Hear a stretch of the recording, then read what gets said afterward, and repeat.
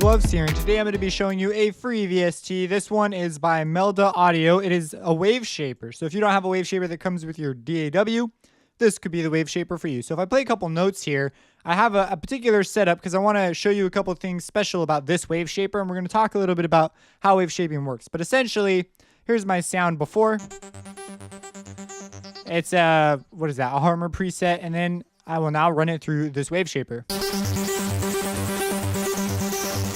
So as you see, it's quite an aggressive sound, and you're able to draw in different functions and have it be interpreted in different ways.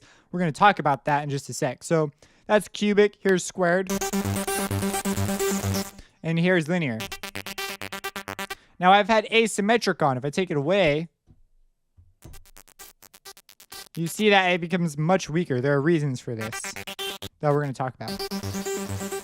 But you get the idea. So how does this thing work, and what are some of its... Well, what's cool about this is they're very straightforward in their methods. So whenever we're going to wave shape, what we do is we use what's called a piecewise function. At least I believe this is how it works. I've never actually made a WaveShaper, but you see I'm able to draw a graph in and tell it that if my signal is between here and here, change the amplitude of my signal. So along the x-axis, I have my signal coming in, and it's coming in at this value, and then at the y-axis, this will be the value that it will be reassigned to. It should be noted that apparently in their manual, they say it's only true for squared values where these values are accurate. The other modes, they're just kind of there, I guess. They're less accurate, but they give you an idea of what's going on here. So we have signal coming in on the x-axis, and we're remapping it here. If we leave it as a straight line, it will be a 1-to-1 ratio, meaning the signal coming in will be the same volume as the signal going out. So you see here's 42 and there's 42, and it would cross through this point. So if 42 is coming in, 42 would go out, or negative 42. And that would be fine. It would do nothing to our sound. So what we're doing is we're shaping our wave. We're saying over time, as it comes in here, change the shape of our wave. And what we're going to do is we're going to run it through an equation. And as you see here, we're able to increase in degrees of power. So a linear equation, obviously, is an equation where x is to the first power. And then we have one where it's x squared, and one where it's cubed. And then we have a logarithmic equation, or the ability to use a logarithmic function. And using these various functions, we're able to get different sounds.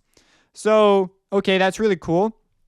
What's important also is, what's kind of cool, I'm just learning about this stuff, so I really enjoy explaining it. Here it is. We're able to draw in these lines, and what it's doing is every time we put in a line, we're saying do something different with this section of our domain. And we know that our domain is everything on the x-axis. So it's saying if our stuff's in here, in this dimension, then treat it with a different equation. And the numbers that we use to define this equation are determined by the control points we put down. And we're able to do different curve types and a whole bunch of nifty stuff. But essentially, you can draw in a shape, it will run it through an equation and spit out an answer. Now, you notice that there is quite a bit more atonal when you're doing asymmetric, not asymmetric. When you're doing non-asymmetric, that's because it's odd harmonic based. So when you run it through here, you're going to get odd harmonics. Those are the ones it's going to really mess up. And it should be noted that I'm running this all the way 100% wet. Now, if I turn on asymmetric, it will now produce odd and even harmonics, and thus it will typically sound much more pleasing or more related, because now we're not emphasizing just odd harmonics, but odd and even. You see, it sounds much more like a general distortion now. Versus... kind of an interesting thing. I have DC blocker on too. This just prevents DC offset. So you can go ahead and mess around with those. And of course, you can try out the different equations and see what they sound like. So this isn't the greatest sound design example. I could get a lot crazier and pull out all these sound design examples. But I just wanted to share with you a little bit about a WaveShaper as well as a cool free VST. Now, there is a paid version. The paid version lets you resize it, and I got it as part of a bundle.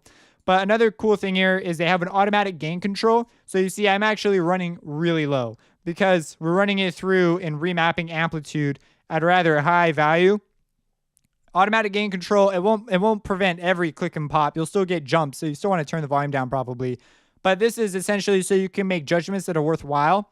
So instead of, because typically when things get louder, we go, oh, wow, that sounds better because it got louder. That's just the way we kind of are built, unless it was a terrible move. And so this will prevent it, or ideally even out the playing field. That way you can make judgments on character. Did this really improve my sound against making it louder? Because you always have a volume knob. You can just turn the volume up after if you like the character of one sound more than another. So that's what's going on there. So, okay, that's pretty cool. And that's pretty much how it works. I will put a link to this page in the description. This is the MWaveshaper, and it comes with all the bells and whistles that their other stuff does. So you have a little metering suite, and you're able to do a bunch of cool metering things. You can even go into external windows if you want. You can process WAV files individually through the plugin, which is pretty cool. You have your preset window, and you're able to go through all the different presets. So like you can try out hardcore, and we can scroll through them. Yeah. Pain kind of makes sense. A clipper. So there's a bunch of other cool properties of Waveshapers that I talked about in just various other series. They're not like super important, because you could use a Waveshaper as a hard clipper or a soft clipper, things of that nature, because it's essentially this is just like a crazy version of being able to manipulate the equation. So like if you ever use a compressor or a limiter or just some sort of soft clipper, it's all basically variations on very specific wave shaping functions. And so that's why wave shapers are so cool. You could pull up the Fruity Waveshaper, similar deal. You could pull up Trash 2 by Isotope, similar deal. So very cool. What I like about this is they let you like go through this and get basically different colors of sound out. And they do have an excellent musical sounding preset station. So there's a couple other, there's one thing that I'd also like to mention here besides just your general controls, which I'll let you mess with. Oversampling may be something. They do have plenty of oversampling, which can be a big deal when you're doing wave shaping. Also, if you right click on the background, you get like an insane menu that gives you all these properties of being able to add points. But essentially how it works is these little fixed curves are how you actually move the point. The point itself allows you to adjust the curve, and then if you drag, you're able to change the sharpness of the curve. And then as you stop at right click, I can get you a bunch of other modes, including the curve. So you see they're using integrals to do this. So that's fun. If you know calculus, I'm almost there. If you have any questions about this, let me know.